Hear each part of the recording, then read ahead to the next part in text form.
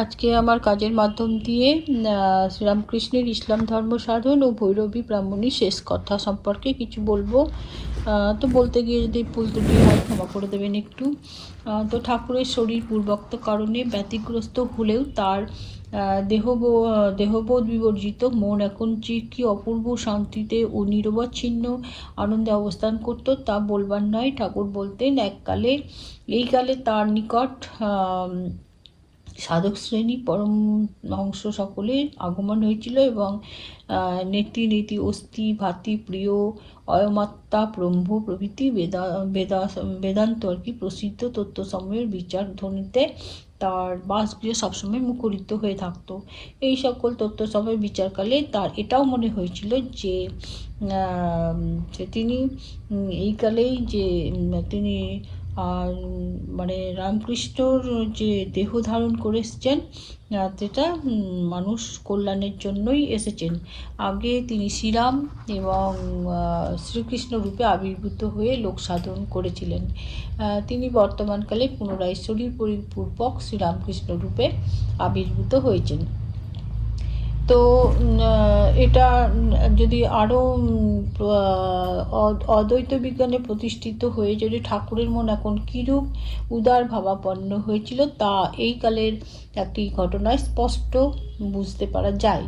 গোবিন্দ রায় নামক জনৈক সুফি ধর্মাবলম্বী নিষ্ঠাবান মুসলমান সাধক এই সময় 1866 খ্রিস্টাব্দে দক্ষিণেশ্বরের শান্তিপ্রদ ছায়ার দক্ষিণেশ্বরে আর কি কালীবাড়িতে উপস্থিত হন এবং সাধনাকুল স্থান বলে পঞ্চবাটির শান্তিপ্রদ ছায়ায় তিনি কিছুকাল কাটাতে লাগেন এবং সেখানে প্রেমিক গোবিন্দকে দেখে ঠাকুর আকৃষ্ট হয়ে পড়েন এবং অচিরেই গোবিন্দের একটি দীক্ষা গ্রহণপূর্বক ইসলাম ধর্ম সাধনে নিযুক্ত হলেন।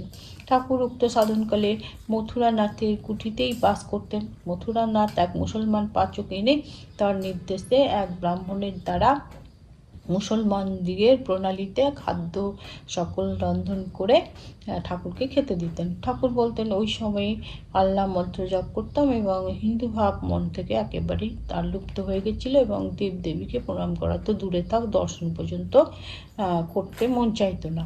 ওইভাবেই 3 দিবস অতিবাহিত হওয়ার পর ওই মতের সাধন ফল সমক্ষ হস্তগত হয়েছিল। ইসলাম ধর্ম সাধনকালে ঠাকুর প্রথমে এক দীর্ঘ সুগম্ভীর জ্যোতির্ময় পুরুষ প্রবরের দিব্য দর্শন লাভও করেছিলেন। পরে সগুণ বিরাট ব্রহ্মের উপলব্ধিপূর্বক নির্গুণ ব্রহ্মে তার মন লীন হয়ে গিয়েছিল। ঠাকুর বলতেন, হিন্দু ও মুসলমানের মধ্যে যেন একটা বিরাট পর্বত প্রমাণ ব্যবধান রয়েছে। তা পরস্পরের চিন্তা প্রণালী, ধর্মবিশ্বাস ও কার্যকলাপ পরস্পরের নিকট সম্পূর্ণ দুর্বোধ্য হয়ে রয়েছে। ওই ব্যবধান যে একদিন অন্তর্নিহিত হবে এবং উভয়ের প্রেমে পরস্পরকে আলিঙ্গন করবে। যুগাবতার ঠাকুরের মুসলমান ধর্ম সাধন কি তারই সূচনা করে দিল। তো অদ্বৈতভাবে যে তার কতদূর অন্তরের পদার্থ ছিল তা একটা ঘটনা যদি উল্লেখ করা যায় তাহলেই আরও বোঝা যায় আর কি, যে কালীবাড়ির চাঁদনি সমাযুক্ত বৃহৎ ঘাটে দণ্ডায়মান হয়েছিলেন। তখন তিনি ভাবাদেশে গঙ্গা দর্শন করছিলেন। ওই সময় দুখানি নৌকো এসে লাগলো এবং তাদের নিজেদের মধ্যে কি একটা কথা কাটাকাটি হতে বিরাট ঝগড়াতে পরিণত হলো এবং হাতাহাতি হলো। তো একজন হৃষ্টপুষ্ট আর একজন দুর্বল, তো সেই দুর্বলের পিঠেই এমন মারটা পড়লো যে এটা দেখে চিৎকার করে কাঁদতে লাগলো শ্রীরামকৃষ্ণ এবং ওইরূপ কান্নায় যে কালীঘরের হৃদয় তার ভাগ্নে হৃদয়ই থাকতো সে তার কানে এসে কানে শব্দটা আসলো, মামার কান্নাটা, এবং সেই কান্না শুনে সে তাড়াতাড়ি করে কালীঘর থেকে বেরিয়ে এসে তা একদম খুব রেগে গেছে এবং তার দেখছে যে তার পিঠের দিকটা ফুলে আছে এবং লাল হয়ে গেছে ফুলে। তো একদম সেটা দেখে একদম রাগে অস্থির হয়ে পড়ল এবং বারংবার বলতে লাগলো, মামা কে তোমাকে মেরেছে দেখিয়ে দাও, আমি তার মাথাটা ছিঁড়ে নেব। হৃদয়ের রুদ্রমূর্তি দেখে মাঝি মোল্লাররা তাড়াতা করতে করতে অনেকটা দূরে সরে গেছে গঙ্গায়, মাঝ গঙ্গাতে। তো মাঝিদের বিবাদ থেকে তার যে পিঠে আঘাত লেগেছিল, বেদনাযুক্ত চিহ্ন উপস্থিত হয়েছে তার পিঠে। হ্যাঁ, তো সেটা শুনে হৃদয় স্তম্ভিত হয়ে ভাবতে লাগলো যে এটাও কি কখনো সম্ভবপর? বিংশ শতাব্দীর এই বৈজ্ঞানিক যুগে অশিক্ষিত এই পাগলের কথায় কে মানে বিশ্বাস করবে? তো বর্ষা গমে গঙ্গার জল ঘোলা হলে বিশুদ্ধ পানীয়ের অভাবে তার পেটের পীড়া পুনরায় দেখা দেবে বলে তারা স্থির করল যে তারা তার জন্মভিটাতে ফিরে আসবে এবং সেখানে কিছুদিন থাকবে, এবং তার বিদ্যা যে জননী দক্ষিণেশ্বরেই বাস করতে লাগলেন। এবং তারা এলেন, কে এলেন? তারা সেই ব্রাহ্মণী এবং হৃদয় এবং শ্রীরামকৃষ্ণ এসেই তার সারদা মাকে আনতে পাঠালেন এবং সেখানে এলেন। আর সারদা মায়ের বেশ কয়েকবার তার স্বামী দর্শন হয়েছিল, খুব একটা হয়নি, কয়েকবার হয়েছিল, এবং সেখানেই তারা তার সেবা করার জন্য থাকলো এবং তার সেবাও করছিলেন। তো কামারপুকুর ঠাকুর এবার 6-7 মাস ছিলেন সে। আর শ্রীযুক্ত ধর্মদাস লাহার সরল হৃদয়া ভক্তিমতী বিধবা কন্যা প্রসন্ন ও ঠাকুরের যে বাল্য সখা গয়া বিষ্ণু লাহা ছিলেন সেখানে।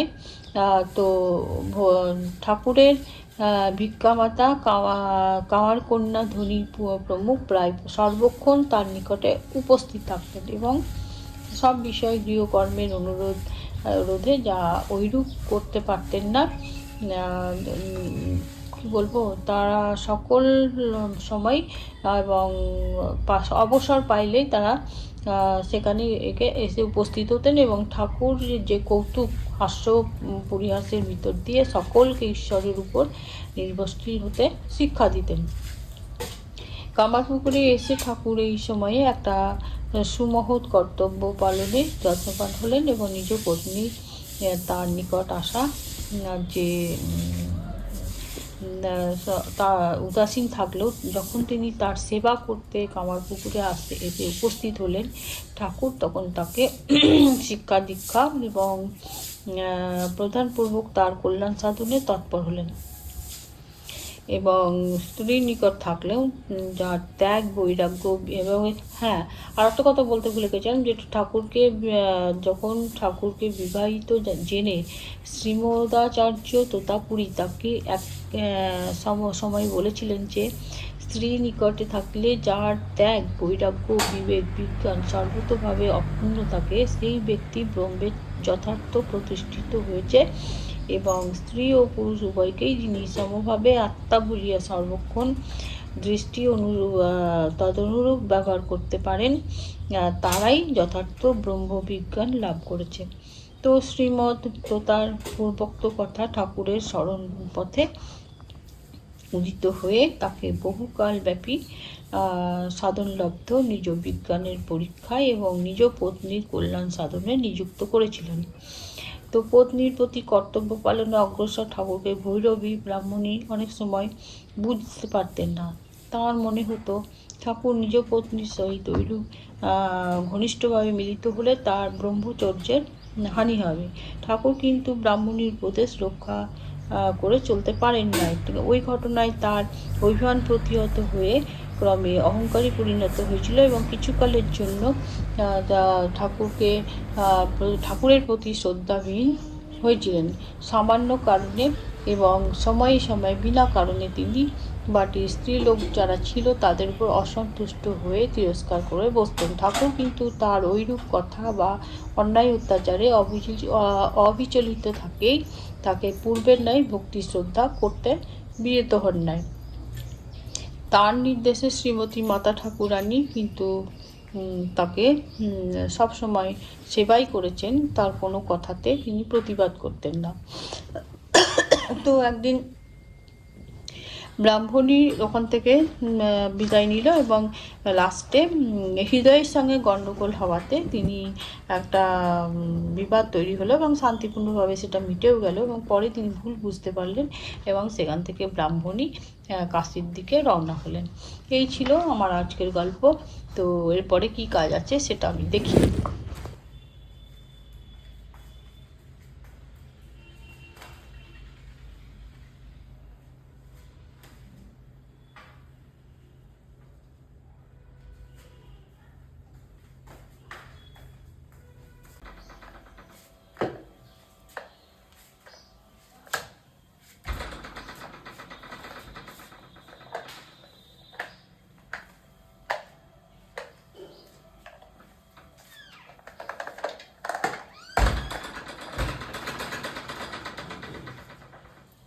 জয় শ্রী শম্ভু, নমস্কার। আপনারা সবাই কেমন আছেন? আশা করছি সবাই খুব ভালো আছেন। আমার আজকের এই নতুন ভিডিওতে আপনাদের সবাইকে স্বাগত জানাই।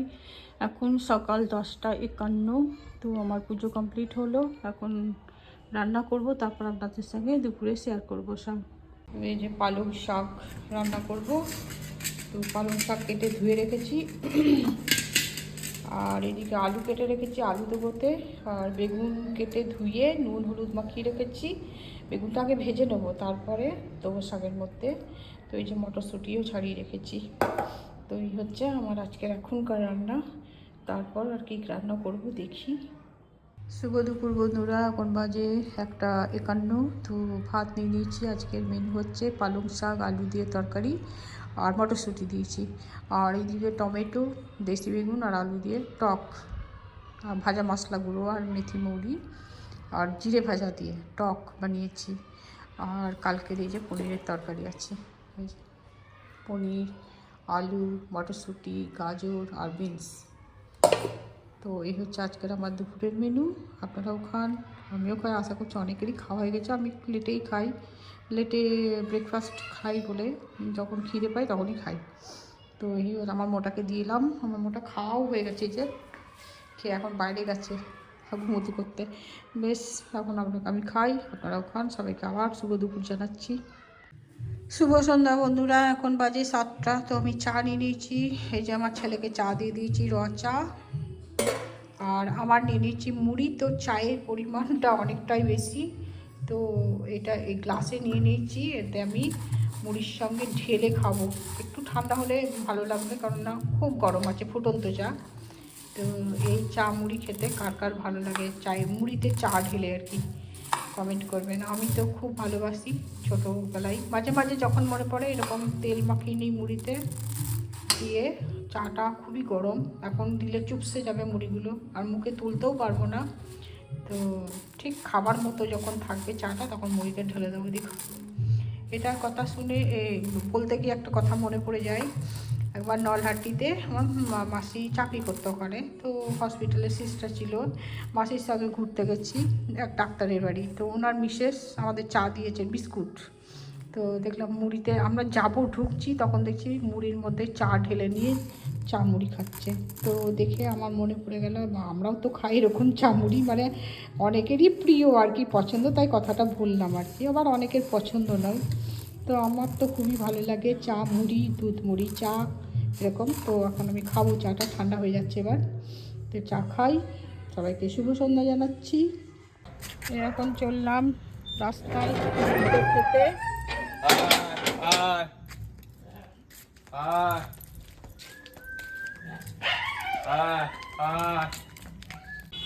দাঁড়া, গাড়ি আসছে, দাঁড়া দাঁড়া দাঁড়া দাঁড়া দাঁড়া। ওই দেখ, মায়ের সঙ্গে এসছে ও। চা খেয়ে নে, ওকে দে, দূরে ভয় করছে। ওই কর্নারে দে, কর্নারে দে, ও কর্নার দাঁড়িয়ে আছে, করে দিয়ে দে, দিয়ে দে, দিয়ে দে, মায়ের সঙ্গে খাবে, দে।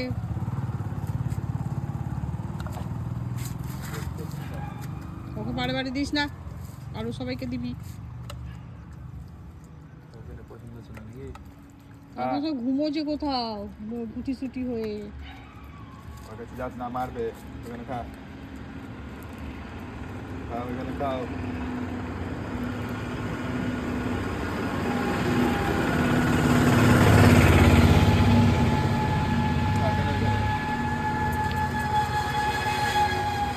খাওয়া হয়ে গেছে, বেশি খেতে পারবে না, বাচ্চা না। আর দিস না ওকে, বমি করে দেবে আবার বেশি খেলে। হাঁক হাঁক দে, হাঁক দে, হাঁক দে। ওই আর একজন আসছে। আয় আয় আয়, কাবের এসছে মানে মারপিট করবে এবার। মারপিট করলে তোমার ঠুকে দেবো আমি, কাছে দাঁড়িয়ে আছি কিন্তু। আজ দি রে, ওখান দি রে, একদম কাদা দিয়ে দিস না। এখন এখানে আয়, খেয়ে নে, দে খাবার দিয়েছে, খা। আয় কবে কেনে আয়, ওদিকে আয়। ওকে হু করছে, দেখবে দিদে, ওখানে দিদে কাদের খাচ্ছে, করে দিদে খাতা। ও বদমাস দেবো ঠুকে একদম। হ্যাঁ বদমাস কোথাকার। এখানে খা। আয় তুই ওই দূরে দেখা ভয় আসছে না।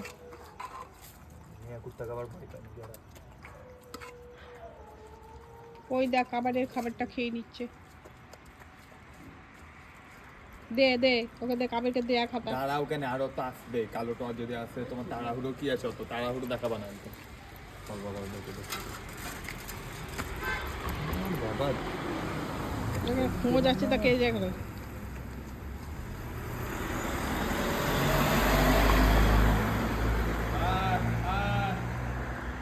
জোরে জোরে হাঁক দে, দাঁড়িয়ে থাকলে শুনতে পাবে। আরো জোরে হাঁক দে। আয় আয়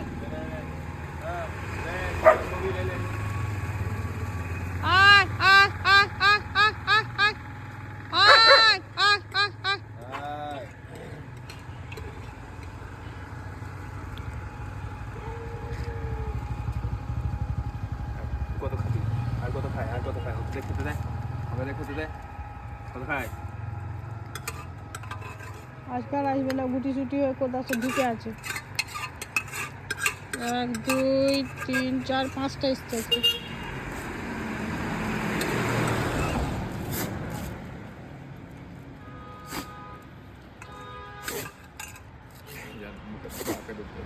হ্যাঁ খাবার দিকে না সে আর ডাকিস না, চলে যা, গাড়ি আসছে আজ কানুরা তো চাপা পড়ে যাবে তখন।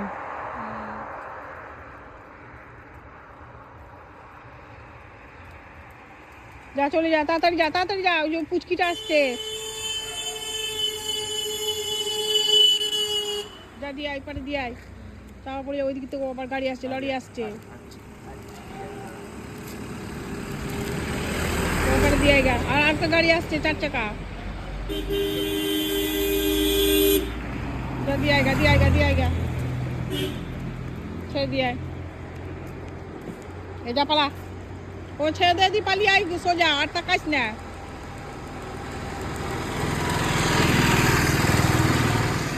চলে আসবে, প্রচুর গাড়ি আসছে, পালিয়ে আয় ওদিকে। ওই দেখ কত গাড়ি আসছে, দেখ।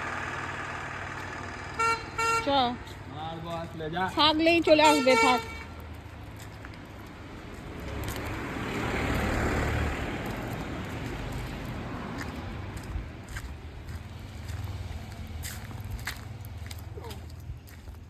আমাদের কুকুরকে খেতে দেওয়া হলো। ও খেয়ে দিয়ে এখানে চলে এসছে। ও মনে করছে আবার পাঁচিরে দেবে এখানটায়। তো সবাই ভালো থাকবেন, সুস্থ থাকবেন, সাবধানে থাকবেন। আর প্লিজ আমাকে লাইক, শেয়ার এবং সাবস্ক্রাইব করবেন। ভিডিওটা আজ এই পর্যন্ত রাখলাম। এই ঢক ঢক ঢক ঢক, তোকে আর আদর করতে হবে না। আমারই নাম কি যে করে না।